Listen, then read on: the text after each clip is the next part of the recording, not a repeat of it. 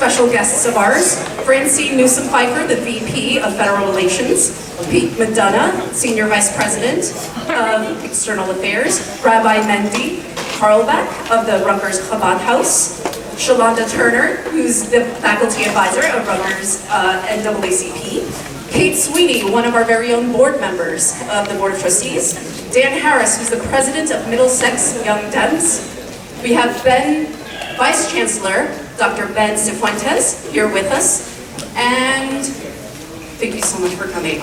I am going to turn it over to a very, very special student. Her name is Priya, and she is the co-president of Rutgers Global Med.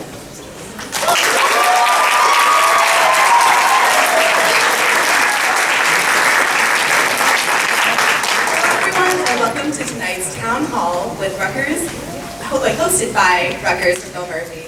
My name is Priya Kankasaria, and I'm the co-president of Rutgers Globe Med and co-host of the event today. We are so excited to be here, and we hope you all are as well. When I look around, I see a room unlike any other. Rutgers has always been a university rooted in tradition. As the 8th oldest institution of higher learning in the United States, Rutgers just celebrated its 250th anniversary this month. Woo! Yeah! It's not our colonial roots or history as the birthplace of college football that makes Rutgers a acclaimed university that it is today, but rather the revolutionary students and faculty that make up our campuses. It is here at Rutgers where thousands of students can march for a sanctuary campus, where students and administrators can look critically at our founding members and denounce their slave heritage. It is where research on sexual violence and domestic violence is sent to the White House. Rutgers' revolutionary status is seen in our diverse student body, one that is 58% composed of minorities, has gender parity within the classrooms, hosts students from 63 different countries, is a top 25 university for the LGBT community, is second for veteran accommodations, and houses 70 student organizations for cultural and religious affairs. It is in this community, one that sticks up for their own, that is truly indicative of the diverse nature that we live in today, one that I am very proud to be a part of. With that commitment to diversity and change comes the need to be an active and aware member of the larger political sphere. As a state institution, the future of our school is tied to our governor. Now, with no further ado, I'd like to introduce my dear friend, Jeremy Atier. Good, yeah.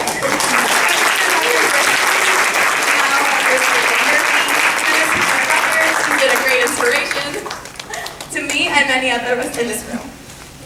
Thank you, Priya. Thank you, everyone, for being here tonight. I just want to first off thank a couple organizations that were pivotal in making this event possible. Rutgers Democrats, Rutgers No More, Rutgers NAACP, Rutgers Global Med, College Democrats of New Jersey, the Muslim Public Relations Council, the Middlesex County Democrats Black Caucus and LGBT Caucus, and of course, my team at Rutgers for Hillary, now Rutgers for Phil Murphy. Thank you all for making this possible.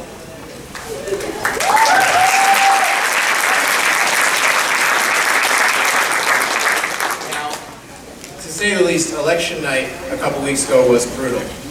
My boyfriend, Tommy, who's right there, and I were actually at the Javits Center in New York City, waiting for Hillary to give her victory speech, waiting for history to be made. And it was made, but not in the way that we had hoped.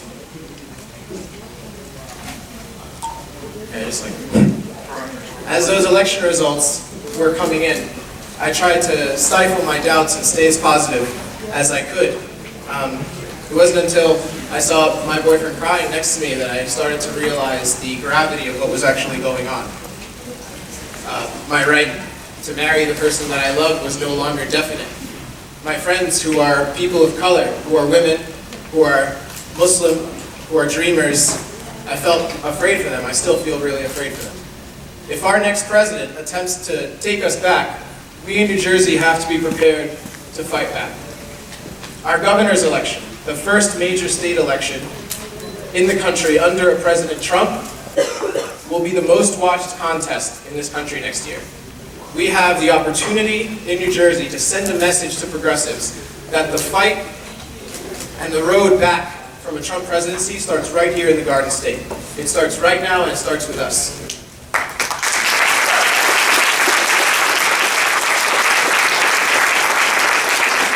We're very honored to have with us tonight a man who can steer us back in that progressive direction and help unlock our state's full potential. With years of experience, Phil Murphy knows how to grow economies and create jobs. He proudly serves on the board of the NAACP, the world's oldest civil rights organization. In 2009, he accepted President Obama's call to service, and he became the U.S. ambassador to Germany. As the finance chair of the Democratic National Committee that brought control of Congress back to the Democrats and elected our first African-American president, President Barack Obama, this man knows the ways of grassroots party building, and he knows how to use that expertise to fight for opportunity, fairness, and justice. That's exactly what we need in New Jersey right now. Phil and his wife Tammy currently live in Middletown with their 4 children. He is a true progressive running for governor, and we're so thrilled to welcome him to Rutgers tonight. Please, everyone, help me warmly welcome Ambassador and gubernatorial candidate.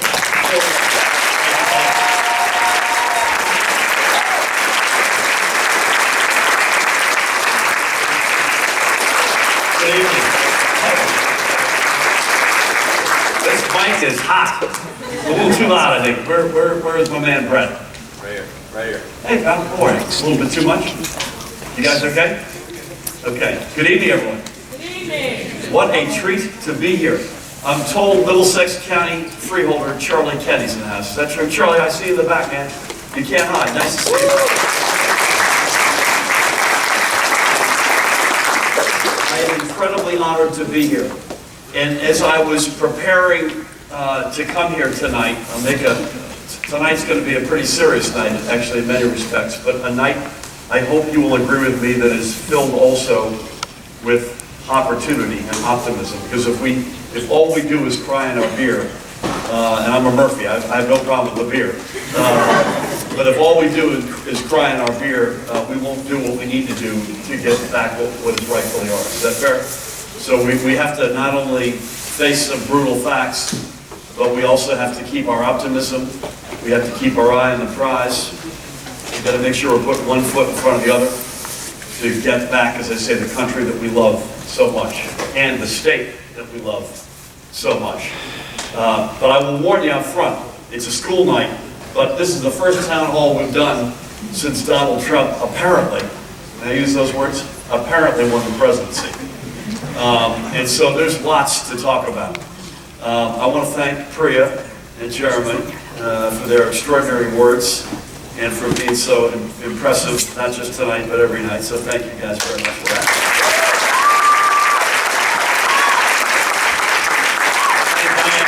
Thank Gonzalez, who's Rutgers' own, who is on our squad. Members of the board, members of faculty, administration, all the organizations that are here supporting tonight, whether they be Rutgers specific, whether they be Middlesex County, New Brunswick, all of the above. Thank you very much for supporting us tonight. A couple of questions before I start. By the way, we have to have some fun. Is that okay too? Do you mind? So I've got a little bit of a music trivia game I want to play with you at some point. Can someone remind me of that? Would you all please remind me of that? Because if we don't stay happy, is this like this in Georgia? I love you, man. 40 miles south of Atlanta, Georgia, right here, man. Georgia, nice to have you, buddy.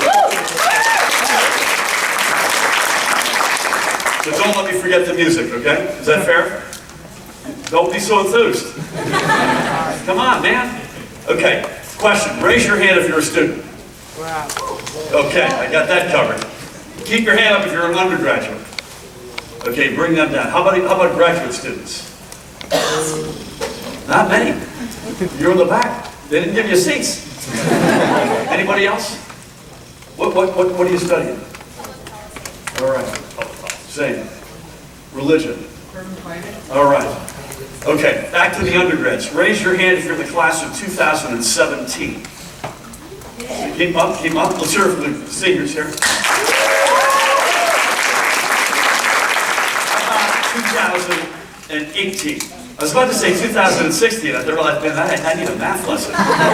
2018. Keep up. Okay. Juniors in the house. Okay. 2019. Okay, pretty good representation here, sophomore class. And the freshman, 2020. Okay, let's hear it.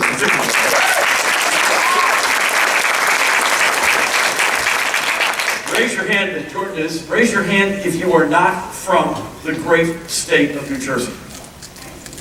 Okay, where are you from? Chicago. That took you about, you were thinking about. Keep your hands up.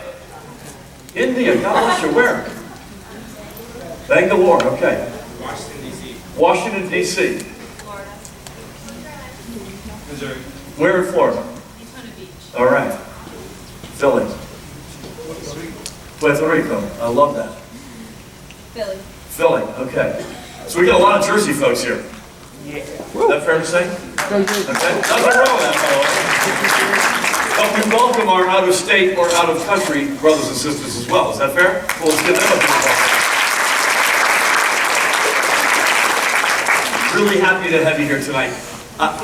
There are some people here, and I'm so humbled by this, who are already big supporters of what we're up to. For that, I say thank you.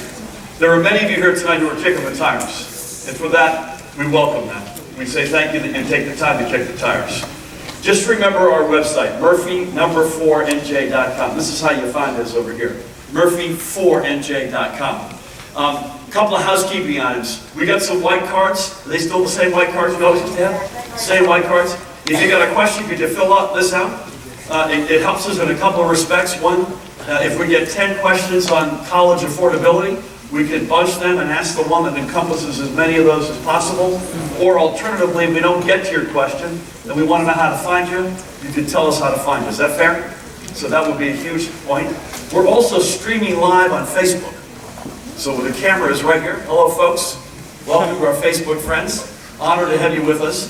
The reason I say that is because we want to make sure if you ask a question, wait for us to give you a microphone so that folks who are watching it on Facebook can hear. Is that fair? Okay. Look, I want to cover a couple of different topics before we throw it open. I want to start at the end of the story, which is the state of the race right now, and the state of the race in the context of what happened 22 days ago. Then I want to tell you a minute about me, although Jeremy did a very good job of giving you a little bit of a teaser of who I am. Not much more to say. In fact, you know more about me than I do. A little frightening, I have to say. And then give you a couple of thoughts about what I think we need in New Jersey, and then throw it open. Is that fair? We'll try to buzz through that. So I am a declared candidate, Democrat, proud Democrat for governor of the state of New Jersey. We declared on May 16th of this year. So that was pretty early. You should know, and this is really important, in particular in the context of what happened 22 days ago. There are only 2 governor's races in the United States of America next year.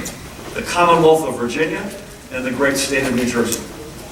In both cases, the seat is open. It's always open in Virginia because it's a 1-term limit in Virginia for the governor. That's a Democratic seat at the moment. It'll be a pitched battle to keep it that way. Let's hope it stays that way. You may have noted that Chris Christie, our governor, is term limited in New Jersey. I know there are a lot of broken hearts among Democrats, and probably among many Republicans, I have to say as well. So New Jersey is also an open seat. Our primary is in June, and the general election is in November. Okay, everyone got that? So we came out early. Very happy we came out early. We are honored to be, and by the way, we started right where we are tonight, which is we're the same on November 30th, 2016 as we were on May 16, 2016, and that is the outsiders running against the failed special interest politics in New Jersey, the politics that have failed us. I am a proud resident of the state, but I'm also proud to say I'm coming in with a different perspective. We're coming in not part of the usual suspects, not part of the same old, hopefully with a different, fresh perspective that matches up well with what we need in this state right now. That's a decision you all have to make. That's a decision we made to get in this race with humility. So that is where we were, and that is where we are. Notwithstanding the fact we've had a nice little run here, we've had a bunch of organizations support us and endorse us. That's all well and good, but we're right where we started. We are the outsiders. We're taking it to the streets. People said, what's the word that you used to describe your campaign? I had to pick from a few, but the word I chose to use was hyper-retail. We are in rooms like this a lot more often than we're not. I'll give you an example. Tomorrow night we're doing a telephonic town hall. Let's hear for Jenny Davis, who's in the house. Brett Ross is also with us. Brett, nice to have you. We'll be together tomorrow night. We'll be doing a telephone town hall.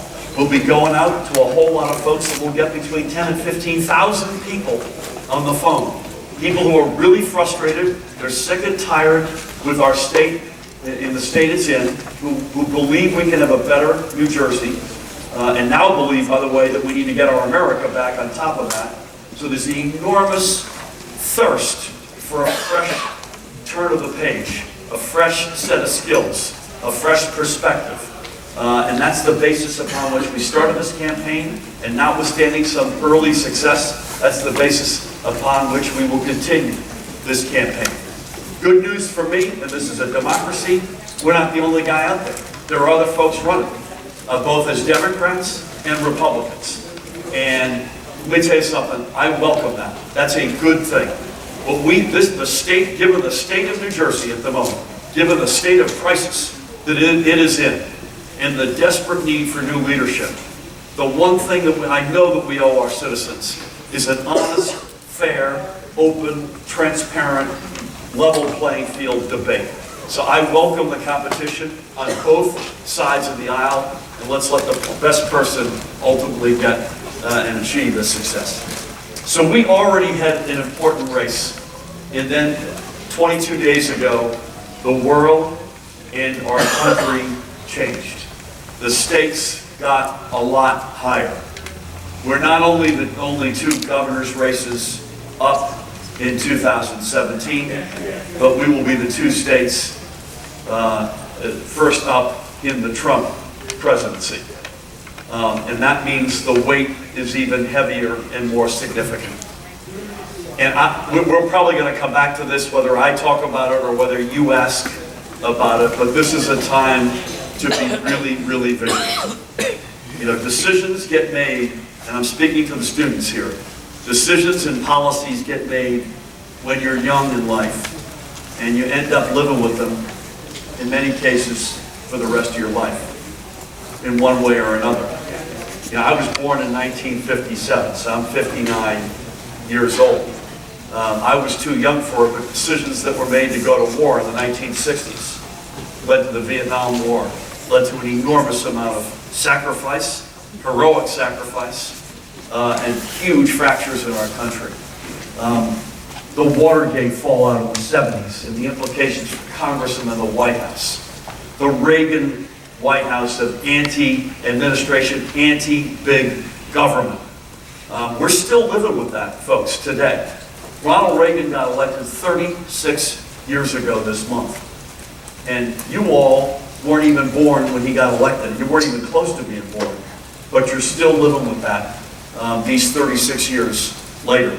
So stuff that's happening now, don't ever let it, and I think the fact you're in this room, you get this, but don't ever let anyone around you think this is abstract stuff. We can easily get by this.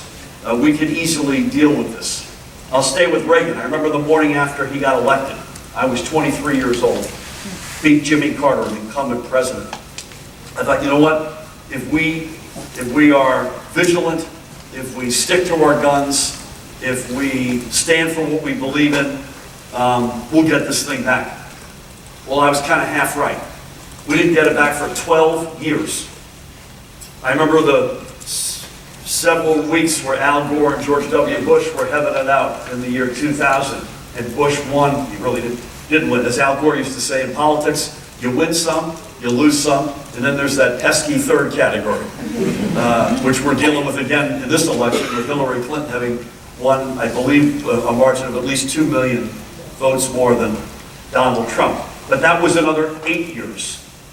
So I would say to you, what we need to do as a national matter, I thought the order of events, by the way, would be, we would first as a nation elect to extend the Obama legacy in the person of Hillary Clinton and get that third term. And then we'd go out and get us a new governor, God willing, a Democrat, in the state of New Jersey. Unfortunately, that third term didn't work out. And that, by the way, they rarely do work out. And so now we're going to have to reverse this and go out and get us, take our state back first, and then go out and take our country back. And don't make light of trying to knock off an incumbent after 4 years. I'll just say that to you right now. He's not even sworn in yet. That will not be easy. So we have to be collectively at our very best in order for that to happen. At our very best. Again, let's get New Jersey back. Let's get that back into the right hands with a leader who stands for the right things and cares about all the people in the state, not just himself or a few others around him. And then let's be very vigilant and hold our ground and know exactly how we're going to go at it and get the White House back and get our country back. And I love what was said about standing up right now. Beginning, you all have already shown it. Rutgers it leads the way in so many respects, not just in New Jersey, but nationally. But standing up on behalf of the folks that Donald Trump would like to see leave, or like to see pretend they weren't even ever here. And if you follow me, you've heard me say, listen, if they're going to start a registry for Muslims, I want to be on that registry. I want to have my name on it with pride. I've lived in Germany twice, as a private citizen, as the United States ambassador in Germany. They tried registering people in Germany based on religion, and you know how that turned out. We cannot allow this to go one step further. And what we found out collectively as a mankind, we thought you could catch up to that. You cannot catch up to that. You've got to nip it in the bud at the very first step. And let's never forget that lesson in history.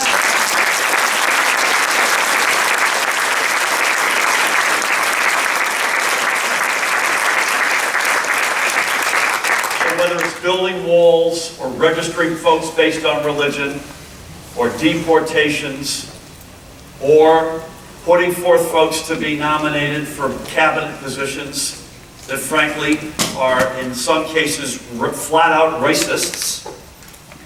Folks who want to deny millions the health care they've only recently gotten over the past several years. Folks who promote a right-wing agenda. Folks who want to destroy public education as we know it in our country. You pick the battle. We're going to have to be armed and go into battle on all. Now, it was mentioned that I'm a national board member of the NAACP, one of the great American organizations.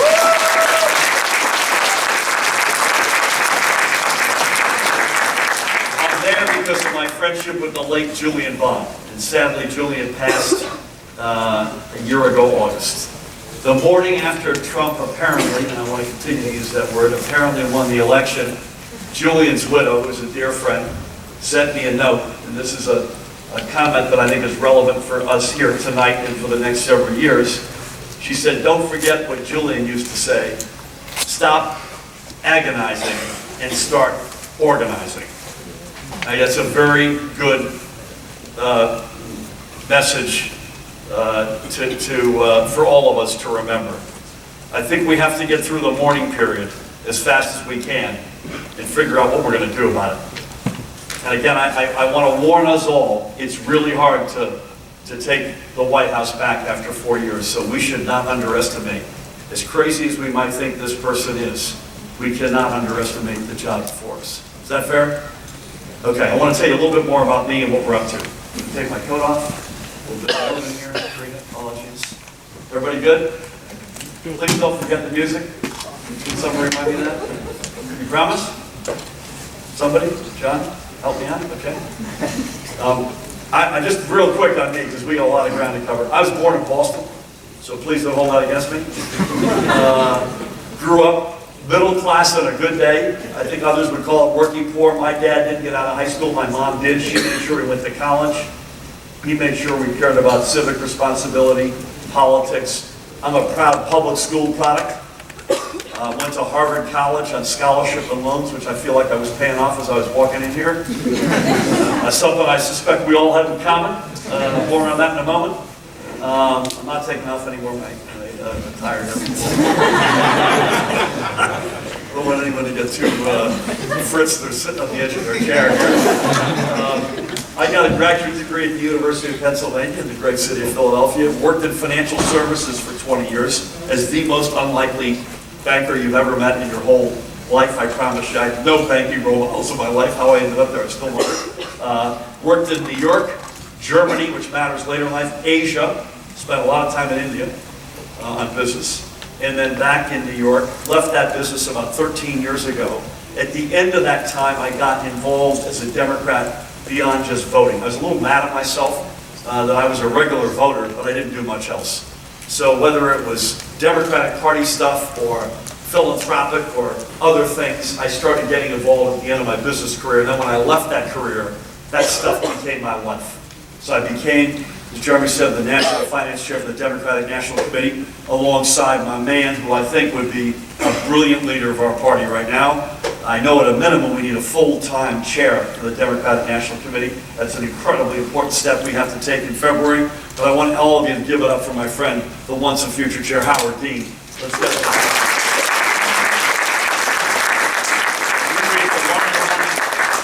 That really put our party's infrastructure back in business, and that's exactly what we need right now. I don't know if it's going to be him, but whoever it is, they have to be a full-time 50-state strategy chair. We need the help a lot less in a place like New Jersey than we do elsewhere. But God knows this election show, we need infrastructure help in our party. Almost no matter how good the candidate is, if you don't have the right infrastructure, you ain't going to win elections, particularly close ones. We need that desperately. I went on one of the boards now, the National Operating Board of the NAACP, as mentioned. I chaired, for those of you, any from Monmouth County, any Monmouth County folks here? Okay, let's hear from Monmouth County. My wife Tammy, as Jeremy also said, we have 4 children, 19, 17, 15, 13, 4 teenagers. Please keep us in your prayers. So we are, Monmouth County folks, chaired the board of 180 Turning Lives Around, one of the premier women's shelters, I think, in the state of New Jersey. My wife and I started a teen helpline. I'm not patting myself on the back. I want to give you a quick sense of who I am. Teen helpline called Second Floor, which is statewide. I chaired the original Commission on Pension and Health Care Benefits for public sector employees in this state, something that matters a lot here at Rutgers. Started a teen helpline, I mentioned that, you got that. Chaired another commission on public education in the 21st century for America. Became the United States ambassador, as was mentioned, to the Federal Republic of Germany under Barack Obama, a man to whom history, in my humble opinion, will be very, very, very kind.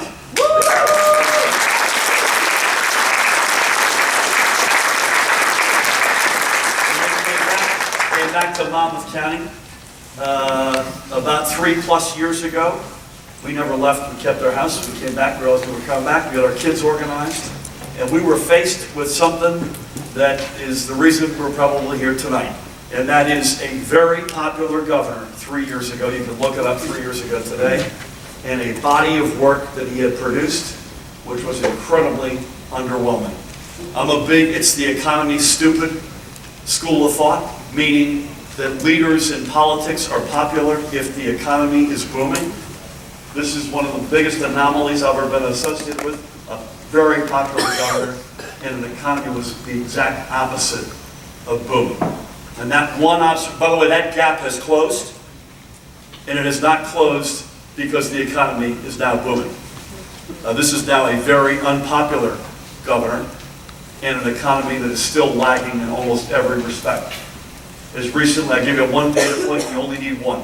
In September of this year, not 3 years ago, of this year, the government put out median household income for the year 2015, and the good news is the United States had a record up year. That's really good news. New Jersey finished 50 out of 50. 50 out of 50. And that, unfortunately, is a fact. I'm not a Debbie Downer, but I am of the opinion that while we're all entitled to our own opinion, we're not entitled to our own facts, and that's a fact. And so that's what triggered us to begin the long road that brought us toward announcing and declaring our candidacy. We kicked the tires long and hard for over 2 years. We also started a couple of organizations focused on strengthening the economy, doing in our own small way what we could do to get this economy on its feet.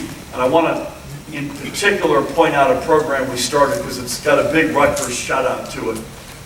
We started a program, we being my wife and I, with the Helberg Center here at Rutgers, focused on long-term unemployed. This is a real scourge for our state. We have the second or third largest cohort of folks who are out of work for more than 6 months as a percentage of everybody who's out of work. We're number like 2 or 3 in the country. It's among many other things that we lead in and you'd love to lag in. And these folks tend to be older and they tend to be lost. And they've been part of industries that have sort of moved out lock, stock, and barrel out of the state. And they're lost and they don't know how to find a job. So this joint venture is focused on getting them a job. And so that's one step we took before, and frankly unrelated to whether or not we were ever going to run for dog catcher or not. But that's something that's up and running, and Rutgers deserves a big shout out, in particular the Helberg Center, because it's really helping. It's now helping almost 2,000 people with volunteer coaches. People are actually getting jobs. It's doing what it was intended to do. You can't guarantee someone's going to get a job, but you can put them in the best shape possible to go out and compete in today's marketplace, and it's doing the Lord's work in that respect. I knew he was coming. I didn't see him. Where is he? I see him right now. Freeholder Kenny Armour is here.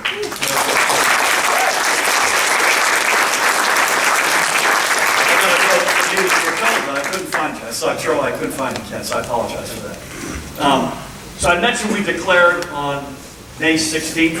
The last thing I want to just hit with you real quick is to give you a sense of why we decided, after looking in the mirror, that we were qualified, in our humble opinion, in my humble opinion, to ask you for your support to be the next governor of the state.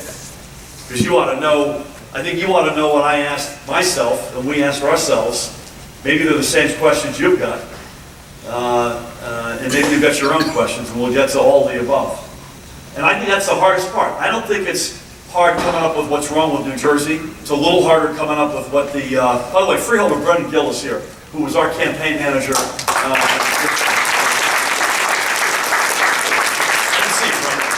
Even though you're literally one person away from Kenny and 2 from Charlie. I don't know why I missed that. Freeholders stick together. Exactly. I appreciate that. That's Freeholder Corner.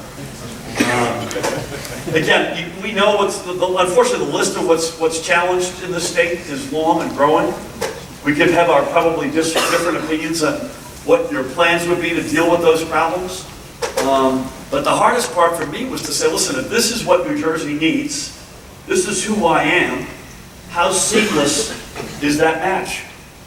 Because I don't think we can take our chances on, this is not an A- election.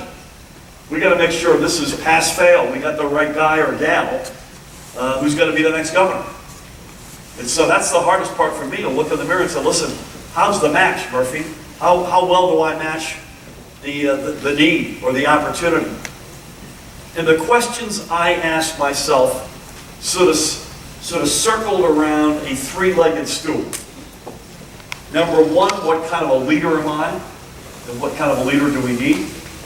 Number 2, what do I stand for? And what is New Jersey? Where's the heartbeat and soul of New Jersey? And thirdly, and I think probably most importantly, what skills do I bring to bear upon an economy which is failing? And I say that because I don't believe if we don't get the economy right, I don't believe we get New Jersey right.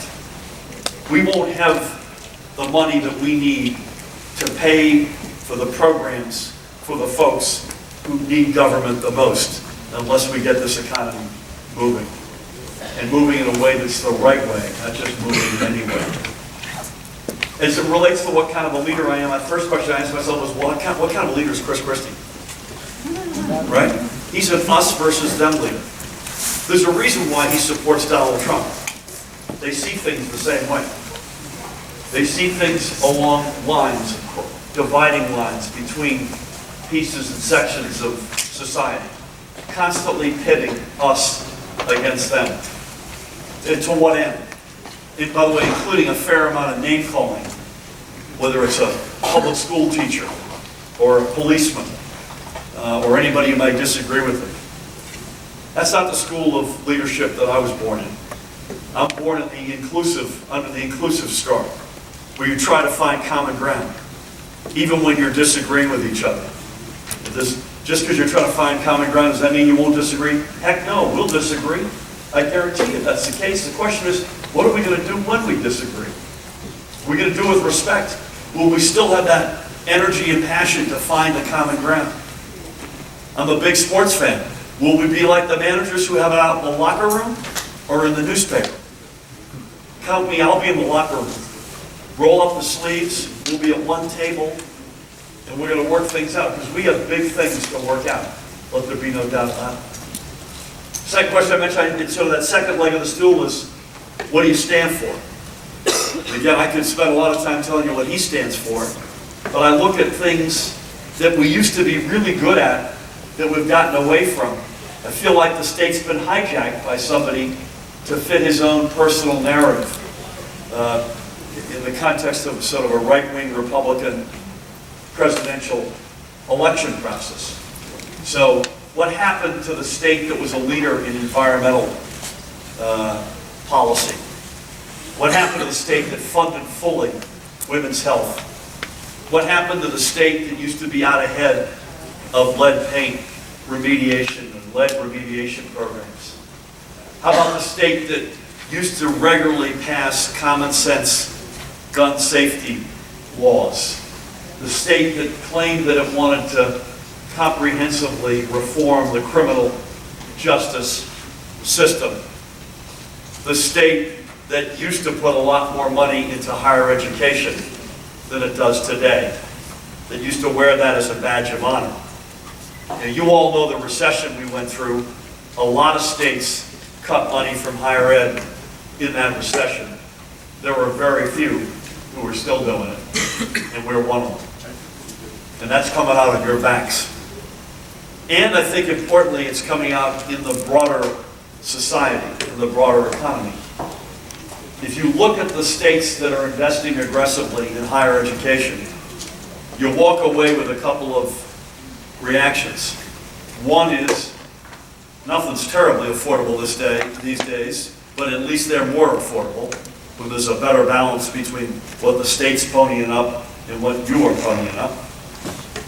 But there's another, maybe not as immediately obvious reality, but a big reality is that if institutions of higher education are invested in particular in, and I'm not ignoring other fields, but I'm going to use this as an example, in the STEM fields, the payoff in the broader economy and society is overwhelming. It's like a 7-to-1 payoff for every dollar you put into R&D in higher education. I give Rutgers enormous credit in the context of the hand that had been dealt over the past number of years. Enormous credit, given all the achievements and all the successes. But you folks need a governor. We say a governor has our back. That doesn't apply to any element, any group in our society more than it does to folks who either want to go to college or who are in college or who are now graduated with a debt burden that puts them behind a giant 8-ball when in fact they ought to be on their front foot in the most productive years of their lives. And that's one of the things we have to sort of turn on its head. And I will tell you, I am committed. I won't have all the answers, but I'm going to tell you one thing. We have got to turn that one on its head. We've got to make sure that we make college affordable again for everybody who wants to go to college in this state, period, full stop. That's got to be part of the answer. And that's not what we have at the moment. I mentioned the other piece is economic. Understanding how you grow an economy in the right way. Just think about where we are at the moment. If you draw sort of a quadrant in your mind's eye, in a above the line, you've got an economy that's growing, and below the line, one that isn't. And on this side, it's an economy that's fair, and on this side, it's unfair. Our state is down in that box that you don't want to be in. It is flat as a pancake and profoundly unfair. And so we got to both, and this has big Rutgers and higher ed implications as well. We both got to grow the economy, grow the pie, and make sure everybody gets a piece of the pie. And those aren't necessarily separate and apart agenda items. They feed on each other. But it's imperative that we do both. We cannot do one without the other. I think we grow the economy on the back of two engines. Reclaiming our space in the STEM economy, in the innovation economy, investing in higher ed in a big way. I say this, by the way, I don't want to leave the A in STEAM out either. I'm a former actor. I'm a thespian. So I have to make sure you all know that. I'm not an engineer, but I believe there's an enormous payoff in investing in higher ed, in particular the STEM piece, and reclaiming that space. For those of you from New Jersey, it's the overwhelming amount of us tonight, you know this, that we were Silicon Valley before there was a Silicon Valley, with Bell Labs and Sarnoff Labs and AT&T and bio and life sciences and healthcare. We've let that space slip. There's no reason we can't get it back.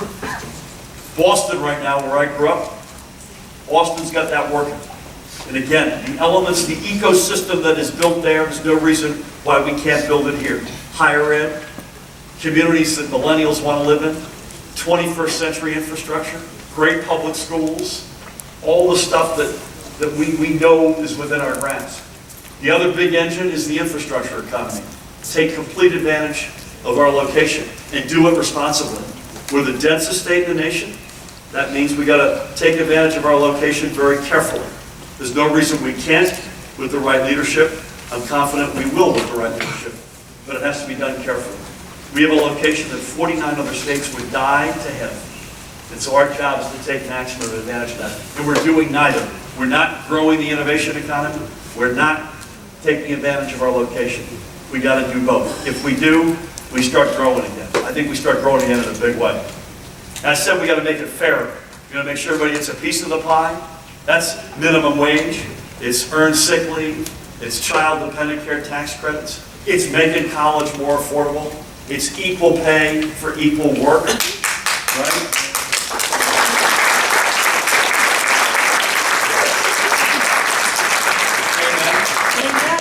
Listen, it's the year 2016 in New Jersey. You hate to accept it, but these are the facts. A woman in the state, on average, earns 80% of what a guy makes for the same work. That's a fact. And if you're an African-American woman or a Latina, you make less than 60%. That's unacceptable.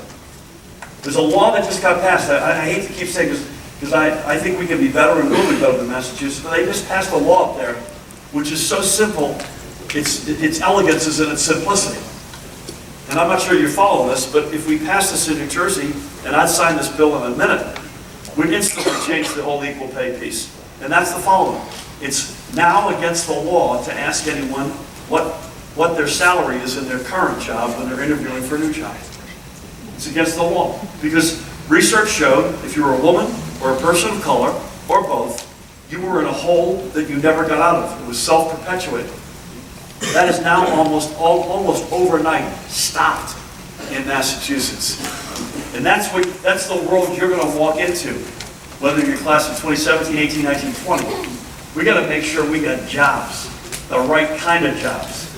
We lead the nation in exporting high school seniors. We lead the nation in exporting college seniors. We got to find the jobs, the communities, the pay, the equity, the passion, the buzz. This is a place, man, this place is rocking. I want to stay here. I want to come here, and I want to stay here. That's what we've got. That's the rhythm we've got to get in the state. And there's no reason we cannot get that. With the right leadership, the right priorities, who cares about the next generation, there's no reason why we can't claim that space. I'm a huge optimist. You look around this room, overwhelmingly New Jersey, and some very fine folks who have come here to go to school. This is a room filled with extraordinary promise. I've never seen anything in my life any place or anything actually, that's squandered so much of its natural advantages as we're right now doing as a state. And there's no reason why we can't get that back. All of our issues and challenges are man-made. That means the good news is the solutions to those challenges are also man-made, with the right leadership, the right priorities. I get asked, I told you, we announced our campaign in May. I got asked the question, first interview, first question, why you? And I'll leave you with this thought. I said, and I say this with humility, I make 20 mistakes a day, so trust me, I'm no hero. But I did say this, and this applies so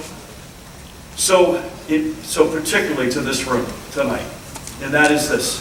I said, and I quote myself, because I'll be the governor who makes decisions at every turn based on what's best for the next generation in this state and not what's best for my next election. Period. And you have my word, that's the basis.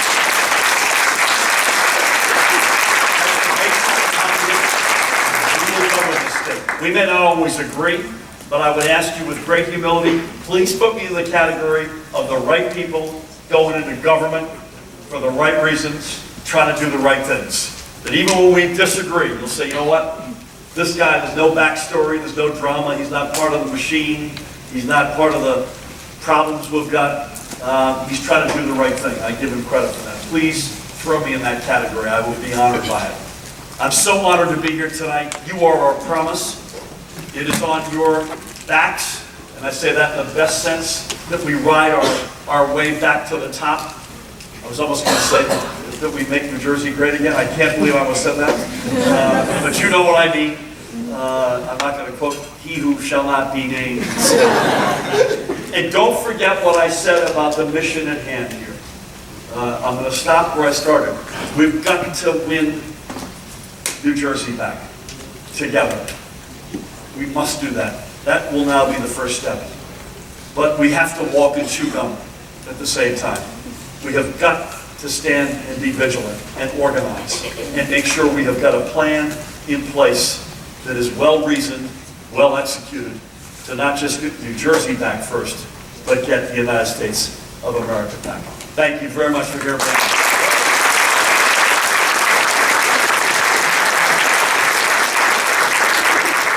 Good evening, everybody. Thank you so much for joining us tonight. A little housekeeping while we let Phil take a drink of water. For those of you who submitted questions, we have selected a few that represent a broad range of topics. If your question does not get answered specifically tonight, as long as you put your name or your email or an address on your card, we will answer it. If you did not put your name or your email on your card, I don't know who you are, and I don't know how to answer your question. So, if you submitted a question tonight that does not get answered, and you didn't give us your contact information, on your way out, find one of our staff, rewrite the question, put on an email at least so we can email you an answer, because otherwise we can't do it. So don't be mad at us if we don't get to your question. We will answer them, and we hope that you all enjoy this. Thanks. Thank you, folks. Thank you, Jenny. Okay, I got Megan Kane from Livingston, New Jersey. Where are you, Megan? Woo! Let's go, Megan. Let's go. Megan, please stand. You get a microphone. Let's hear from Megan from Livingston.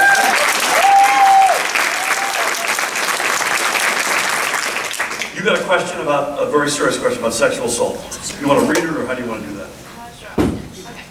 So a few years ago, the White House reached out to Rutgers University to help compile research for their It's On Us task force. Yep. So the research conducted showed that at Rutgers, 1 in 5 women and 1 in 77 men will be subjected to acts of sexual violence in their time as an undergraduate at Rutgers University. So I was wondering what you will do as governor to help combat sexual violence and support survivors, particularly on college campuses. May I ask you a question before I answer? How would you rate, what class are you in? Sophomore. How would you, or anyone real quick, how would you rate, because my sense is Rutgers is viewed to be one of these institutions of higher education that's done a very good job tackling a very complicated, challenging, vexing societal problem. But how do you see it? I think that they have done a great job, but I think that there's always a lot of room for improvement. Yeah. Would people generally share that opinion? I I think Rutgers in general does good work, but recently Rutgers board representatives went to the New Jersey Task Force on Sexual Assault meeting, and it's a lot of the other universities within our state that don't have the state support that we have here. Right. And I think it's really for that we ask these questions. Right. That's a fair point. Anyone else want to? Wait, someone said no over here. Was that? I can't remember, was that for you or not? I'm not sure I can throw you the microphone, sir, but is it the same topic? What's your name? Victor. Hey, Victor, you got the time right there. Thank you. Hello.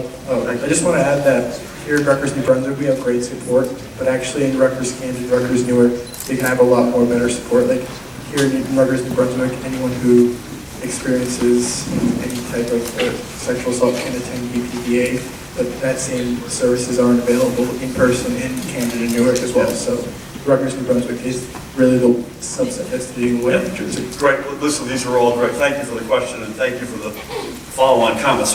Real quick, and I'll try to be shorter in my answers so we get to more questions.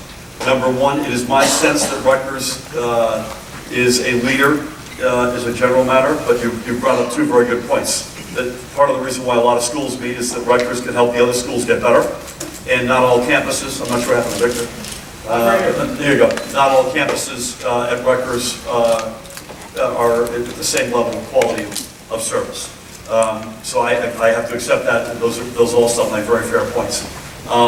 Listen, I'm married to a woman who was assaulted and is now on the board of her university. She's on the board of visitors at the University of Virginia. So this is something near and dear to our family, and I've got a senior in high school daughter who's applying to colleges, and I've got a son who's in college. And so we live in a very real way with this question. I do think, I have to say, it comes back to leadership. I don't want to put everything, all my marbles, on who the president is or who the governor is, but it still takes my breath away that we elected the guy who was caught on tape saying what he said, okay? And that is as far from being right in society to both not just be there for victims of assault. As I mentioned, I think I mentioned, I chair the board of what I think is one of the foremost women's shelters in the state of New Jersey, 180 Turning Lives Around. Those organizations largely exist, largely because the funding isn't there. They exist to be there at the point of attack when a woman is, not always women, but largely when women are assaulted. So it's reactive.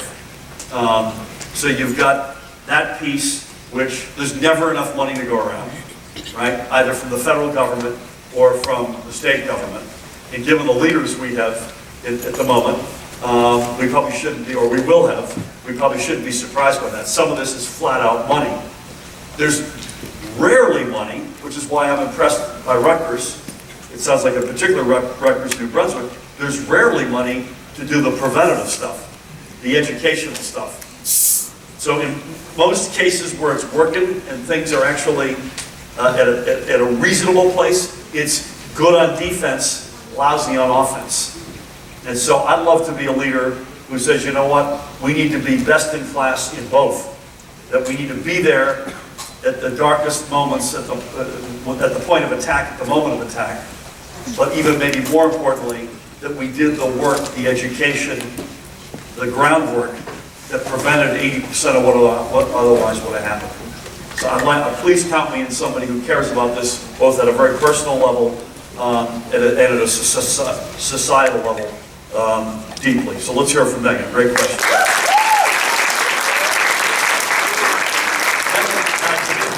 She got like some shouts, some yelps. I got Ryan. Is it Berger? From which Brunswick? New Brunswick. Where are you, Ryan? Come on, man. How are you, pal? Great to be here. You a student? Yes, I am. Great to be here. You sound like Jimmy Fallon. Great to be here. We'll be right back. Our guest tonight. Okay, you got a question? I actually do host a radio show here. I love it. Radio. I want to listen. It'll be the highlight of my year if I could appear on your radio show. Absolutely. Would love to have Okay, Ryan. I love that. You got a question in infrastructure. Do you want me to give it to you, or you already? Yeah. Yes. So back in high school, I don't do as much now. Back in high school, I took the train every day. What year are you now? Junior. What high school were you in? St. Peter's Prep, New Jersey City. Yep. Yeah, so I take the train from Peterborough down to Hoboken Terminal, and the train, the one I took from Dowling Line, I took every day is the one that crashed in Hoboken Terminal. And I want to know, I mean, before that, I've taken the train for so long, I know the issues that we've had. I know a lot. During Sandy here, we lost like half of our trains that weren't moving. I want to know what you can do to improve transit infrastructure. Yeah, great question. Thank you.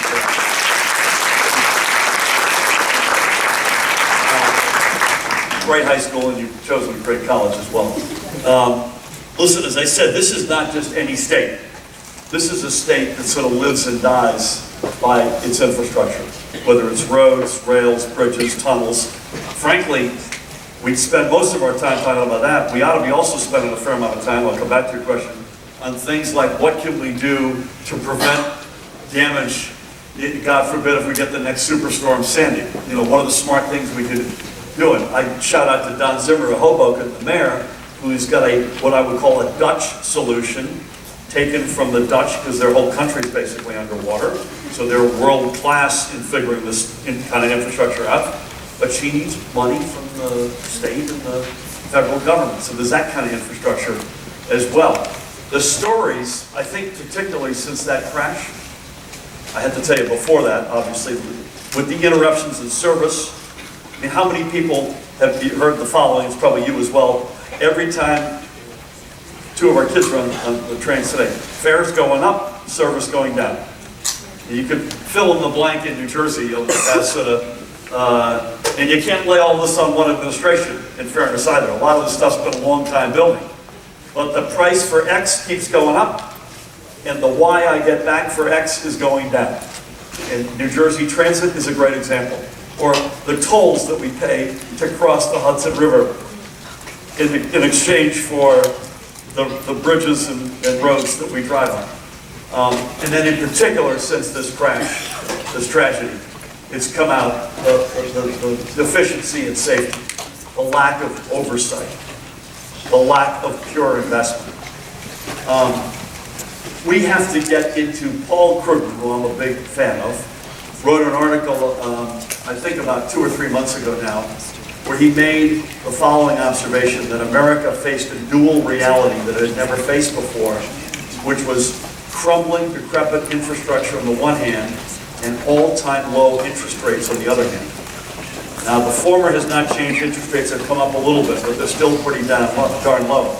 Count me in the 40-yard pass, sell the 50 or 100-year bond, and put all that money into infrastructure of all kinds, including an NJ Transit, and start sort of, you get what you put in, right?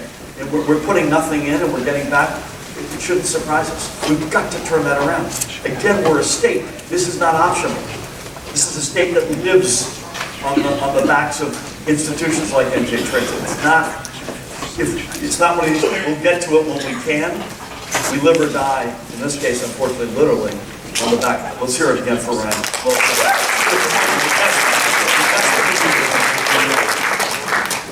I got Ariana. Sumad Grande. Is it Yusuf Zai? How do I do, Ariana? Are you here? Okay. I'll give you the question anyway. May I give the question anyway, Jen?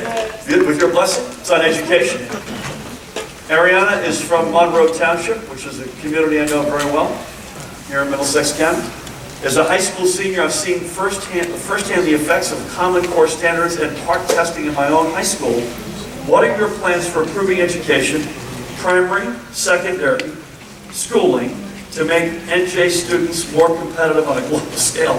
My Lord, we could be here for the rest of the week on that one. Let me start with and I'll be brief in this one. Good news is, we have among the best public schools in the United States of America. That's the good news. Now let me, unfortunately, walk us through some more of the challenging news. We have among the widest dispersions of experience in public education in America, between those that are doing, in communities that are doing really well, and those communities that are up against it. And that's unacceptable. We have underfunded the only school formula ever to be blessed by the Supreme Court of the state over the past now 8 years by a total, Matt Plotkin, $8 billion. So we've underfunded the school funding formula by about $8 billion. That's about the same amount of money. It's a little bit higher, but it's about the same amount of money. This is probably a coincidence, but it's worth noting that we've given out in tax incentives for companies to either stay here or come here, which is a very expensive way to run the state. And I would argue if we're not investing in our kids, who are we as a government? Ariana asked about park testing. I'm not a high-stakes testing fan. As I mentioned, I got 4 teenagers. I want to make sure they get tested and assessed. I get that part. But I'm not a fan of these. You take a long time to get ready for this thing, and you may have a bad day, and you have to live with that. That's the test you have to take in order to graduate from high school. And you may have had a bad day. And by the way, you don't get feedback back for like a year. I think it's ridiculous, to be honest with you. So I'm a big believer in public education. I'm a big believer in funding public education. I'm a believer in smart, sensible testing that's real time, that is not teaching to the test, but actually teaches to what you're trying to teach our kids, what we're trying to learn. I think if we did all that, we'd be in a better place. We're in a pretty good place, but we could be in a better place. In particular, shrinking that dispersion, which is unacceptably wide. Is that fair? Let's hear it up for Ariana.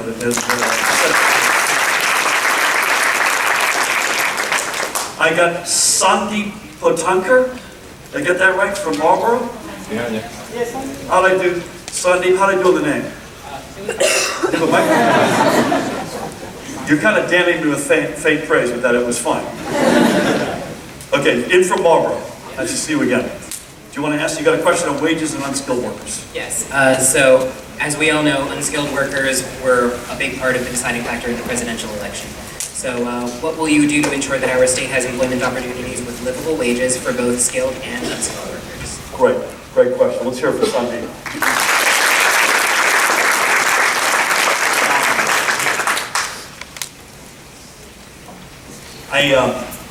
I mentioned earlier that I had lived in Germany twice, once as a private citizen and once as the United States ambassador. And if you don't follow Germany, I don't know why you know this, but Germany is outstanding at what we call the vocational technical stuff. They're sort of world-class leaders. We're still good at it in pockets, but guess what? When the manufacturing base in your economy shrinks, as it has done so dramatically in our country, you tend to have a shrinkage of the educational paths that have led to the training of the workers who have succeeded in those manufacturing industries. And that's what you've seen in America. In Germany, they have kept a hold of their manufacturing base. They've lost some, but they've kept a hold of it well. It's sort of the secret sauce in their economy. I'm a big critic. God bless the service economy. I'm glad we've got successful restaurants and hotels and consulting firms and accounting firms. That's all good. Boy, I'll tell you something. We need to make more stuff. And if we make more stuff, we'll crack. And we're smart about training workers. We'll crack the back of this unskilled labor force walking right now to a wall. You were with me earlier when we had the private conversation. One of the challenges in sort of getting the country back to where we know it can be and not where we voted as a country a few weeks ago is embracing the fact that just because we have huge disagreements with the guy they elected, many of the folks who voted for him are neighbors of ours who have been left behind, who are not racists, who are not misogynists, who don't want to register people based on religion. But they are left out of the 21st century economy. They've been left behind. The train has left the station and they weren't on it. And so we have to accept that. And one of the ways we do it, I think, is you re-embrace, to the extent you can, the manufacturing culture. Now, are we going to make cars in New Jersey again in our lifetime? I hope so. We'll die trying. I'm not sure we will, to be honest with you. But I mentioned earlier, can we really, honestly, reignite the STEM economy? Which, by the way, you hear that and you think, oh my God, everyone's a PhD. That's not the case. It's up and down the whole food chain of employment. And people at every level are paid really well. I was in Bell Labs a few weeks ago, former Bell Labs down in Holmdel. 7 Nobel laureates work there. But even more importantly, thousands of people work with them at all levels of skill. But skill. And that's what we got to get back. I believe we have to start making more stuff again to really reignite that whole opportunity, that whole option for workers. Let's hear it again for Seth. Well, I'm sorry again for being lousy. Dan Chulak. I don't have an address for Dan. Everybody's on this side. Hello, Dan. Where are you from? Old Bridge. Old Bridge. Nice to meet you. Let's go. I actually submitted 2 questions. Yep. Put the microphone right up to your face there. Okay, It's up to your face. That didn't sound right. Your mouth. So I know you have a lot of experience and you've made economics the prime focus of your campaign. So, like Donald Trump, you've donated millions of dollars to your campaign. So I wanted to know, how do we know that you're going to be able to help the people of New Jersey and not rich people on Wall Street? That's a good question. Let's hear it for Dan.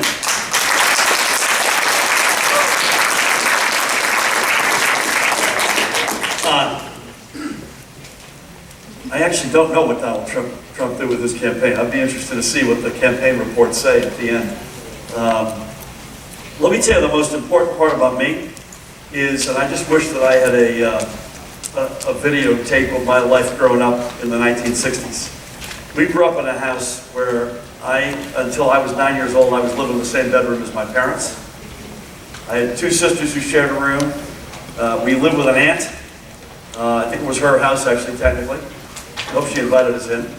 And a brother who had to sleep on a pull-out, actually not even a pull-out, on a sofa. My dad didn't get out of high school. My mom did, as I mentioned earlier.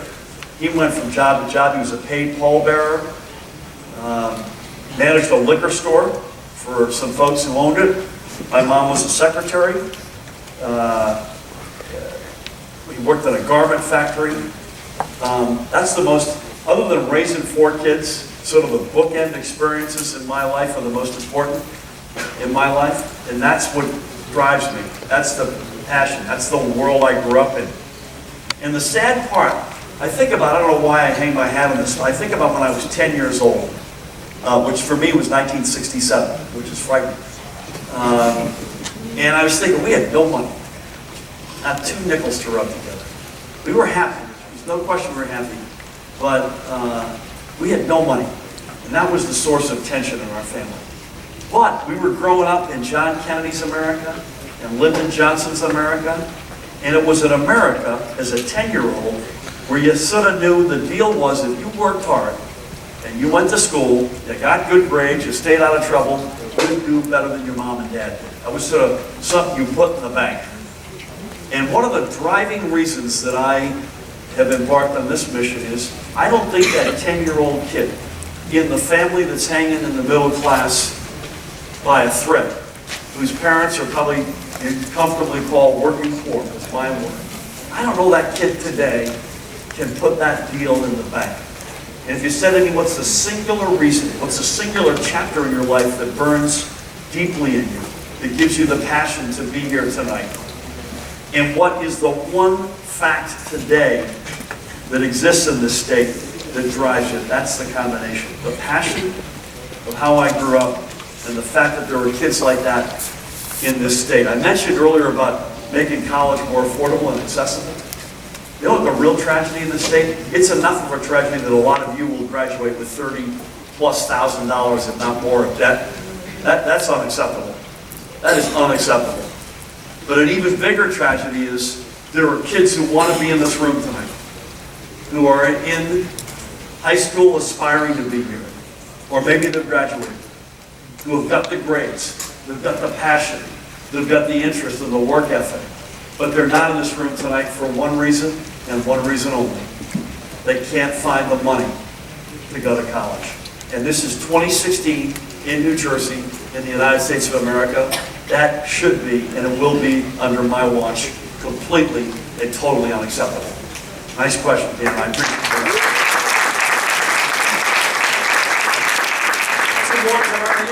Two more? I got Justin Schoenberg. Justin, I know you, buddy. Where are you? You're right behind me. Nice job. Can someone take a picture of Justin? Rutgers student body president, man. Look at the Facebook stream. What's on that? Facebook too, right? I'm on Facebook too, yeah. Can I add me? Okay, you got a question on higher education, which I keep coming back to, so we may fire away. Do you need this or not? No, I'm good. Okay. There you go. So first of all, I just want to thank you for coming out tonight. I mean, your passion for New Jersey is evident, and students are interested to see your message. Obviously, you can see that just in the room around you. Thank you, man. You're the boss, I proved that.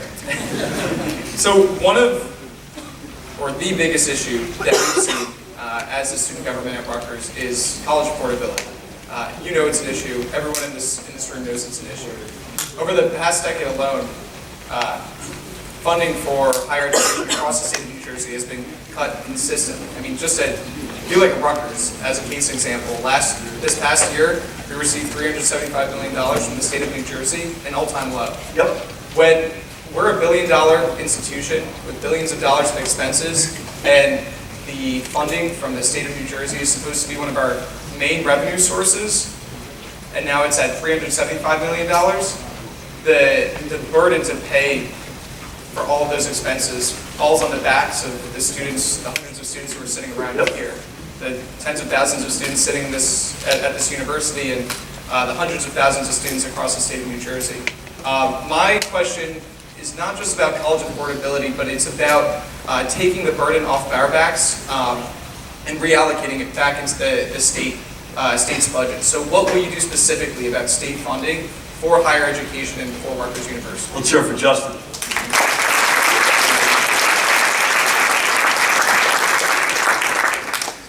Somewhat related, but I admit to you this won't sound related, but trust me, it is related. We talked about a phenomenon earlier before we came out tonight, and that is count me completely open-minded, and I think it would be actually a very smart thing to have a voting member from the student body on the Board of Governors of Rutgers University.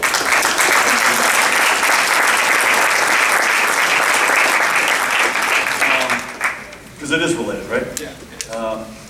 I mentioned this earlier, so I kind of don't want to repeat myself, but bless you. I mentioned that a lot of states cut funding to higher ed in the recession, and that was probably, as painful and as odious as that is, it was probably something that we should have expected. There are very few that continue to do that, and we are one of them.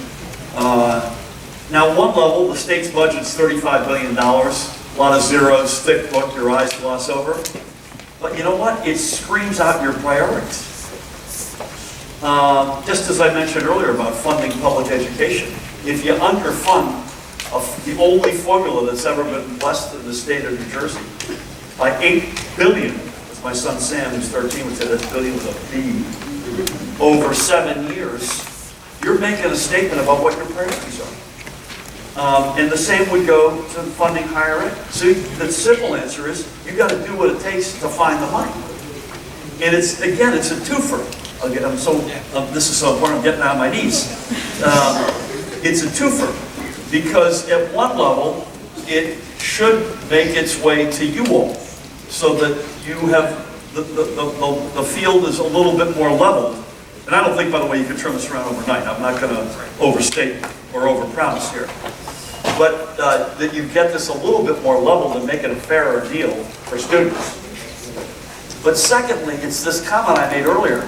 Whatever you can do to invest in research and development, probably of any kind, I was talking about STEM, but it probably is meant to be any kind, is a huge payoff.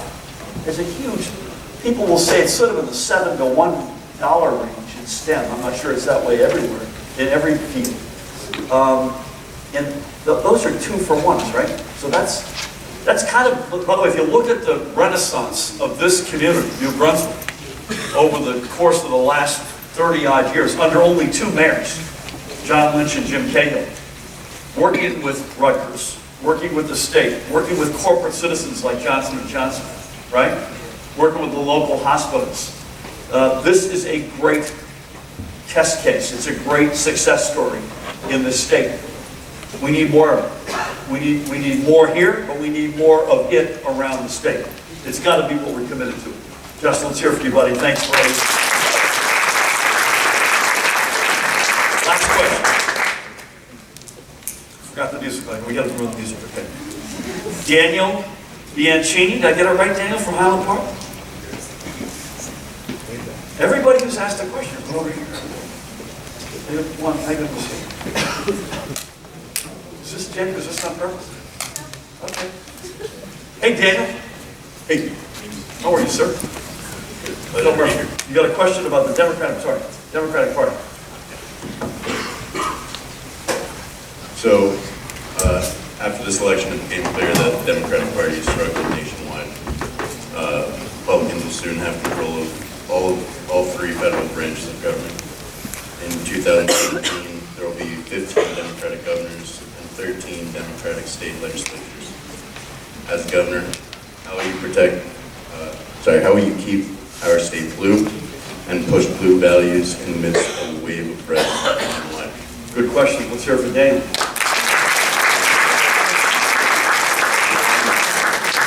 Yeah, this is I mentioned earlier, we're all entitled to our own opinions, but we're not entitled to our own facts. Those are some pretty sobering facts. So we've had, even during a successful presidency, we've paid a big down ballot price as a party nationally. New Jersey's largely been exempt from this. We even picked up a congressional seat in this election.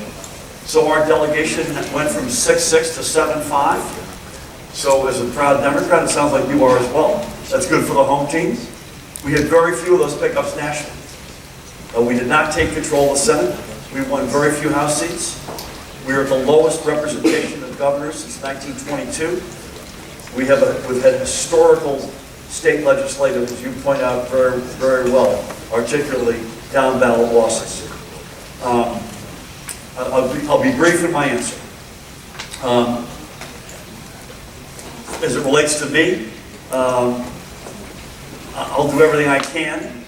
God willing, I got to win first. That's a minor detail, and I don't take that lightly. I mean, we literally take this one vote at a time. We're not taking anything for granted. We are the outsiders. We're the retail guys. We're in the streets, and we're counting this one vote at a time. And we'll continue to do that. But I'll stand, if I'm fortunate enough to get there, I'll stand for what I've always stood for, which is that I'm a big party guy. I'm a big party infrastructure guy. I believe in the unsexy stuff, the wiring and the plumbing, the shoe leather. We get too romantic in our party.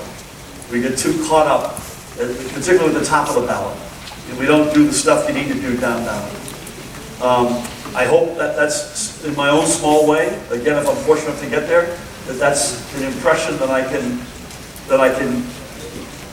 imprint in our party in New Jersey with the help of you all, but maybe even make New Jersey a model that states could look to and say, you know what, they're doing it right there. They're doing their politics and they're governing right. That would be a great objective to have. I think more relevantly, because I'm not sure what I'm going to do to be able to impact Missouri or Indiana or Arizona or you name it, or even Michigan, Wisconsin, or Pennsylvania, we need a rockin', vibrant national party with full-time leadership. I almost kind of don't care who the leader is, as long as they're full-time and they're committed to all 50 states.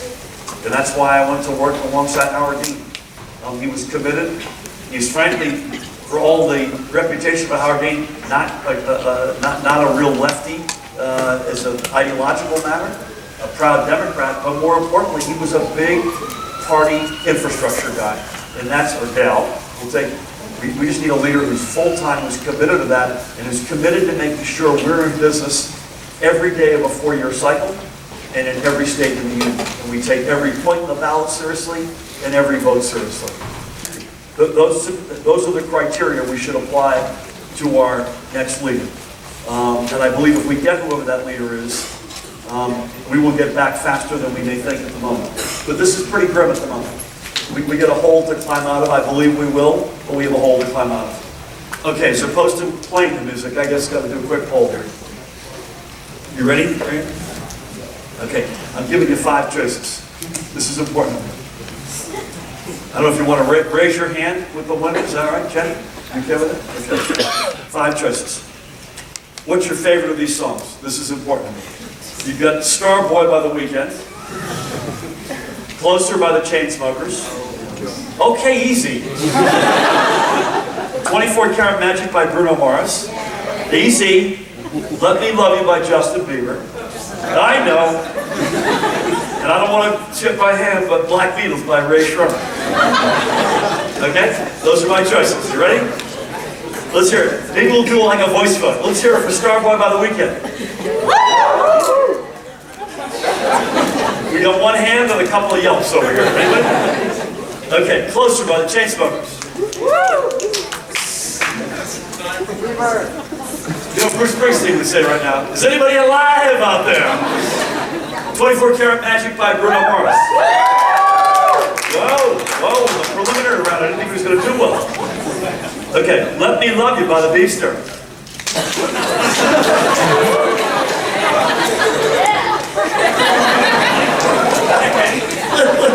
Literally one person. What's your name? What is it? Chloe? Do we have a microphone? Chloe, just give us one verse.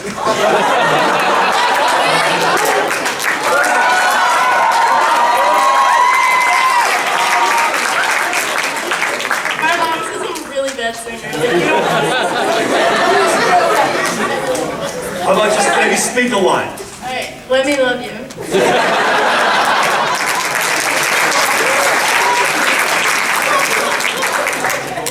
Just checking my notes, I believe that's the name of the song. That's like the only line also. You can't take that. Listen, we're going to have Chloe walk out of here with the microphone in her hand. We're going to do it. Where are you from, Chloe? Stockton, New Jersey. Stockton, New Jersey. Okay, let's hear it out for Chloe. All right. You good? 24 Karat Magic by Bruno Mars. Black Beatles by Ray Shrummer. I'm with Paul McCartney. Black Beatles wins. Thank you all so much for coming tonight. Thank you for hearing us out. Murphy4MJ.com. Go Rutgers. Go Scarlet Knights. Thank you so much for having us.